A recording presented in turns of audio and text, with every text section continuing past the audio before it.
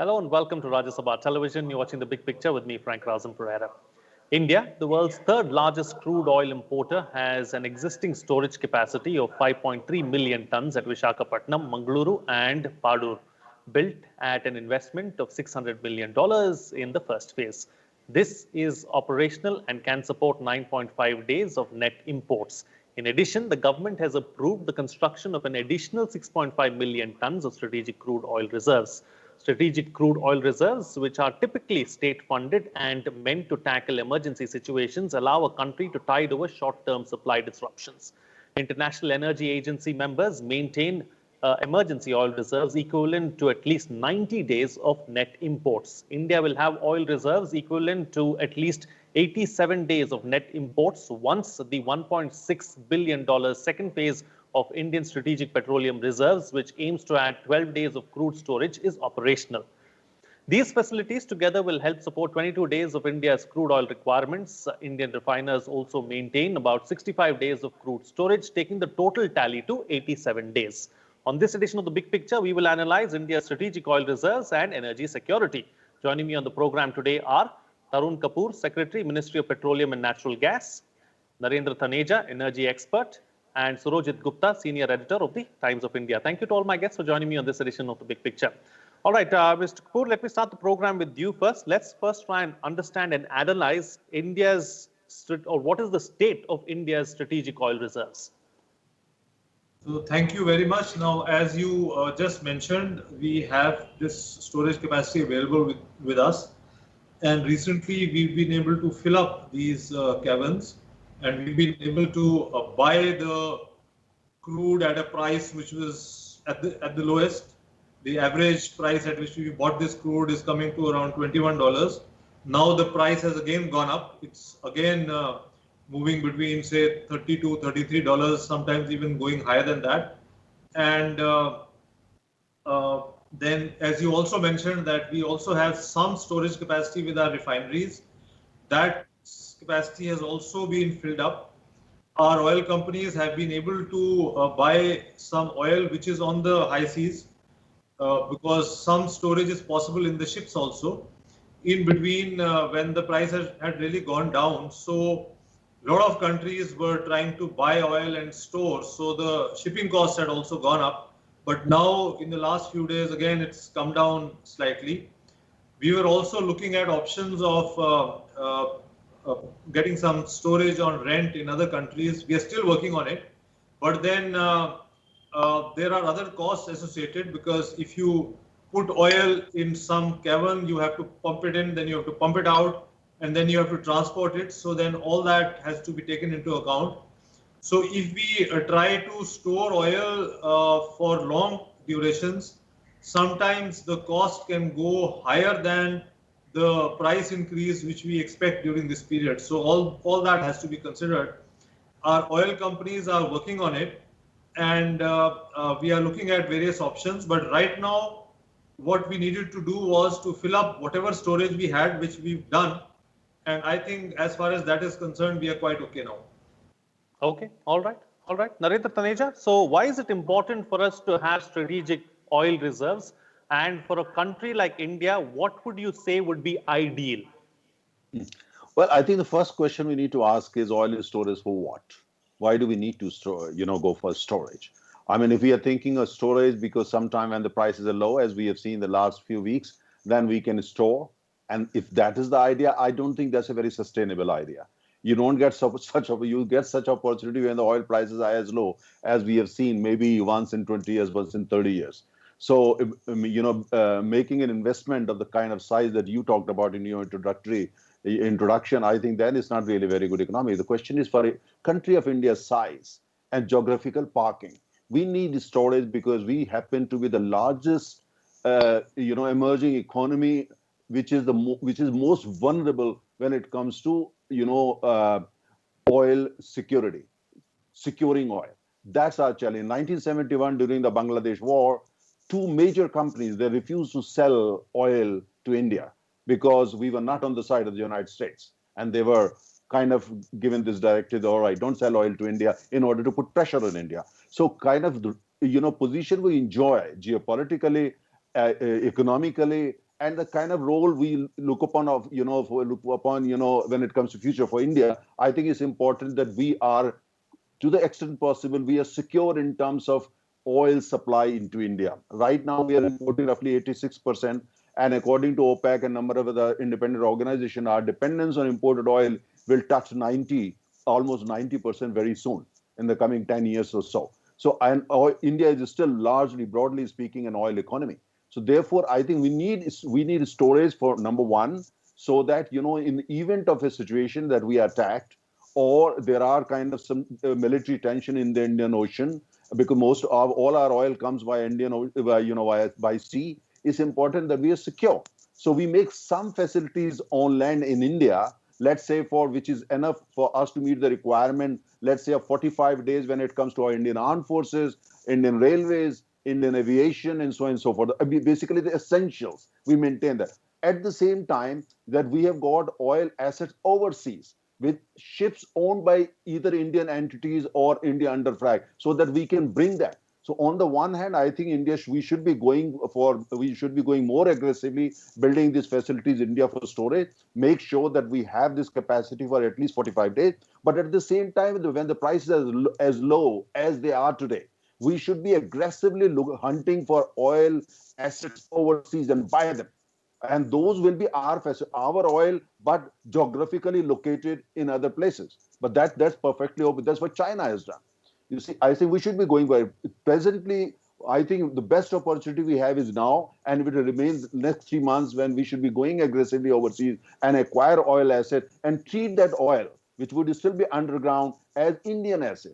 Indian oil, geographically parked there. That's perfectly okay. And then also we should make sure that our shipping company or our oil company, they acquire some ships, their own ships, so that whenever necessary, we can bring that oil to India. And so that over the next 7 or 8 years, we have built a kind of storage in India or overseas with Indian ships for at least 70 to 80 days, just like International Energy Agency or OECD countries, they do. So I think that should be broadly the kind of map that we should be following, and we should not hesitate to involve private sector in it. We should also not hesitate to involve the Indian public in terms of their investment to such ventures, but make sure that, as broadly speaking, these should be entirely Indian-owned assets, whether in India or overseas. Okay. All right. That's what we should focus on. Indian-owned assets going forward in the next 3 months are crucial, is what you're suggesting. Let me bring in Surajit Gupta now into the picture. As far as the low oil prices are concerned, do you believe that we've been able to take full use of it or make full use of it, Surajit? Yeah, as Mr. Kapoor has been telling us, it's a perfect. It makes perfect sense to store oil whatever we can.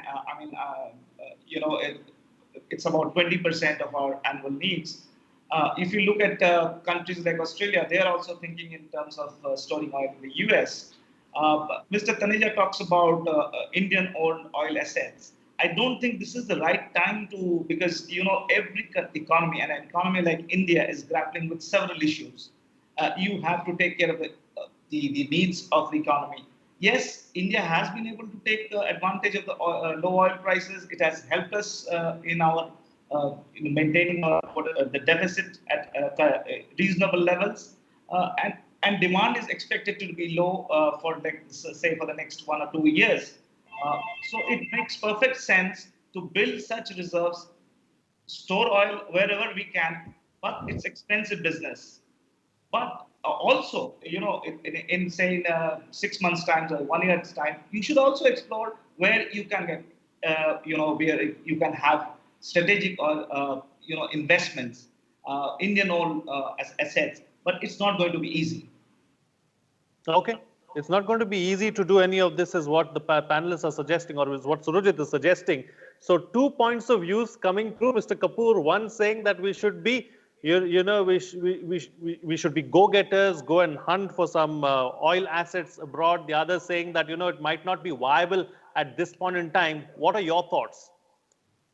So I think this is a very important issue which Mr. Taneja has raised. India has acquired some assets in the past also, and we have assets in several countries as of now. In some of these assets, are just investments where we made investment, we get a return on it, depending on how that particular company does. In some cases, we have rights to buy the oil or take the oil in proportion to our equity. So that then gives us a right. We can take it or we can leave it. It gives us a right over that particular quantity of oil. Now, this is the time when some assets are priced low also. So maybe we can look at some assets if they are available cheap and we can go for more acquisitions. But on the other side, we also have a situation of overproduction. We also have a situation of low demand, and which is going to remain as such for quite some time. That's what all the projections are. And therefore, whatever investment we make today is not going to fetch us very good returns. If we try to acquire assets now, maybe in the short run it may not fetch us very good returns, but then there could be opportunities where the asset is available at a price which is much cheaper, and it might make sense. So whatever we do, everything has to be, it has to be a business decision, because it's money going in, and then the long-term sustainability, the long-term security is also very important, and money is also important. So all these this has to be weighed in. There is a third aspect to it. We also have to try and see that we distribute our oil contracts amongst various countries so that we are not dependent on just one region. So right now, most of our oil is coming from the Gulf, and we are also looking at supplies from elsewhere, other parts of the world. So in case there is an emergency and some part of the world is in crisis, we can't transport on a particular route, we should have other alternatives. So that is another area we are seriously considering. There are a lot of other changes also happening in the world and also in India. So there is a little bit of shift towards more and more use of LNG. There is also lots happening on biofuels and certain things which we can produce within the country, which may take a lot of time to have a very major impact on our total oil requirements or whatever we are importing to bring it down. But then whatever we can do to improve our own production, be it through biofuels, be it through trying to do a little more of exploration within the country and trying to get some higher production within the country. So all these factors are very important. They may take time, but then we have to look at long term, we have to look at short run. So I think we are trying to look at all these aspects. I don't totally rule out acquiring assets at this time, but then everything depends on the economics. Absolutely. Absolutely. I think you hit the nail on the head there. Everything depends on economics, and that's why we are looking at trying to take the advantage of the low oil prices as well. This issue of self-reliance and alternate fuels, it's an interesting one. I'm going to come back to it a little later on in the program to get your views on that as well. But before that, Mr. Taneja, you know, clearly asset acquisition is going to take some time. It's not something that can happen immediately. But looking at the short term, what do you believe needs to be done in the immediate near future to take advantage of the situation that we have at hand? I think, we have to keep in mind, first of all, we got to take a long-term view. It's important, because if we think that, oil is kind of going to, our dependence in oil is going to come down anytime soon, that's not going to happen. Today, we consume roughly 5 million barrels of oil a day, 5 million barrels. And even if, for instance, we push the renewable agenda further, we use more, natural gas, or we use even more coal, even then we will be probably over the coming next 15 to 17 years, we will be consuming 9 million barrels of oil per day. 9 million barrels. So where is that oil going to come from? Today, I'm talking everything in terms of and in the context of energy security. 92% of Indian oil is carried by foreign ships. Is that a very good idea for a country of India's size? The kind of threats that we face from the north, east, west, south, everywhere. 92%. We are dependent on foreign ships. Name one country like China. Look at them. 70% of their, oil is carried by Chinese ships, owned by Chinese, whether on the Chinese mainland or overseas. While our is a different story. So we need to protect ourselves there. And number two, the point is when we look at a strategic commodity like oil, yes, economics is everything. But it's important we take a kind of view. We are looking at economics not in terms of 1 quarter or two quarter or one fiscal, but let's say for 5 to 8 years, and then work backward and see what is important for us. As we grow economically, as we grow in terms of our influence globally, politically and militarily, we are going to win more friends. No, we are going to actually get more enemies. People are going to make sure that we don't succeed further in moving northward in terms of our size, capacity, and everything. And oil will remain. Renewable is future. But for next 20 years, oil is central to economies like India. We still have 70% of people, when you look at the per capita oil consumption of 70% of Indian, is pathetic. And tomorrow, we are a democracy. They're going to ask for more oil. If I drive a better car, you can't deny a better car to these people who today consume maybe not even 1 liter of oil in a quarter or in a fortnight. So we got to look at all these things. When I look at the table, I look at the social, political, cultural, economic, all these aspects, and then basically, reach to the conclusion in terms of storage. In storage is important. We build our own capacity, as I say, 45 days minimum. At the same time, investing overseas and taking a view of overseas investment more in the context of energy security. Number two, we also build bridges with those countries which we think that we can rely upon in case of a military emergency.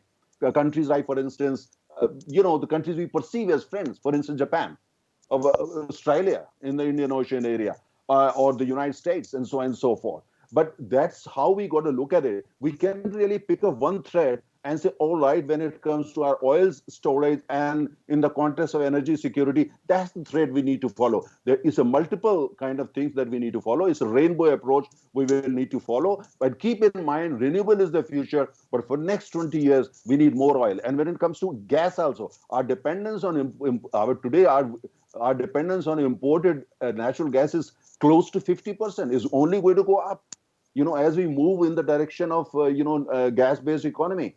Or if we want to produce more electricity using gas, again, that will be, we'll need to import. We are unfortunately not as blessed in terms of oil and gas reserves, or forgettable reserves, potential as some other countries. So even China roughly produces 9 million barrels oil a day, whether in China or in overseas assets or assets where they've invested.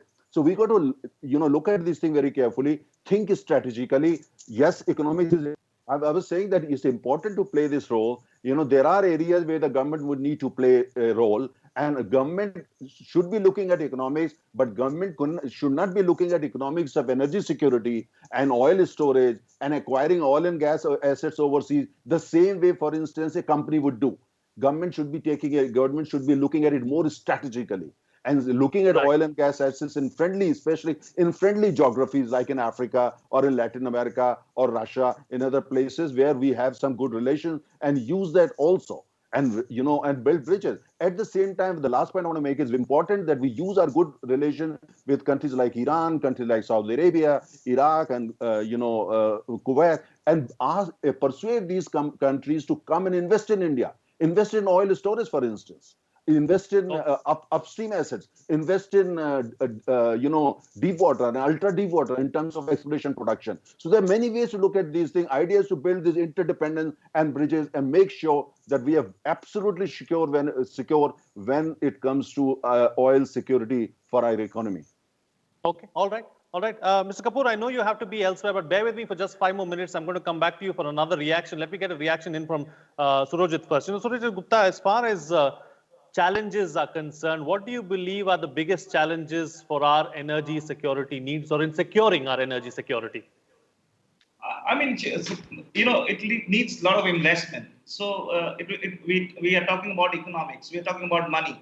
And like Mr. Kapoor says, it has to make business sense. What is the rate of return?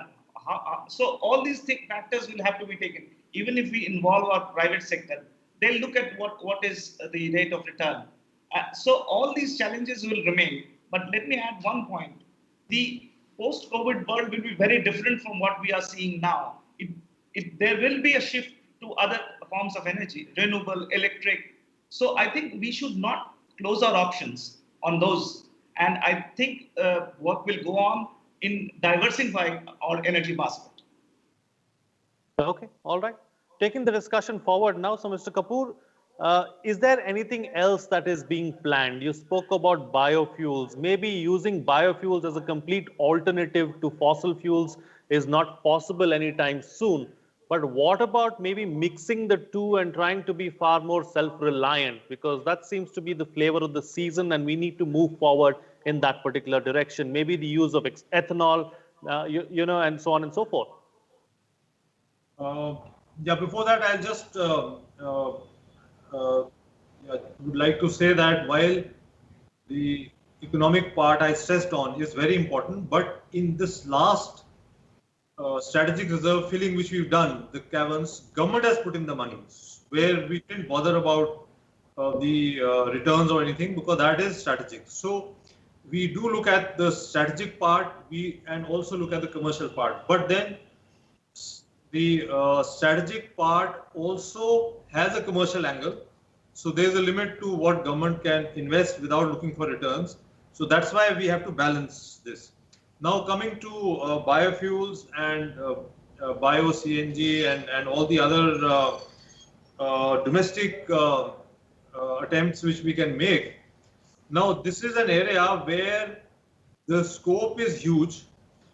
The agriculture residue available in the country is enough to cover the entire requirement of the country, but the price sometimes can be very high. So I was just reviewing some bioethanol projects just now, just before this. And what we find is that we have some proposals with 2G technology, and the price is coming to say 80 rupees a liter. Now, this is an area where a lot of work has to be done, not only in India, but a lot of development might be taking place all over the world. And with volumes, the price will come down. But then someone has to take the initiative, someone has to move this forward, and the price will gradually come down. That's what happened in solar. So the price came down so drastically. So here, as volumes rise, the price will come down, technologies will mature, raw material is available in the country, it also benefits the farmer, it creates a full chain where we generate employment, we go into energy security, and we also are looking at the environmental angle. So therefore, this is an area I give a lot of importance to. I think this is an area we really need to work on. And then I come to the gas part of it, the gas-based economy we are talking about. So right now, the country is trying to connect all parts of all the states through gas pipeline, which has happened to a large extent, but there are some parts which work is still going on, and that will also happen very soon. And then we are looking at supplying gas to various cities, which is the city-based gas distribution network.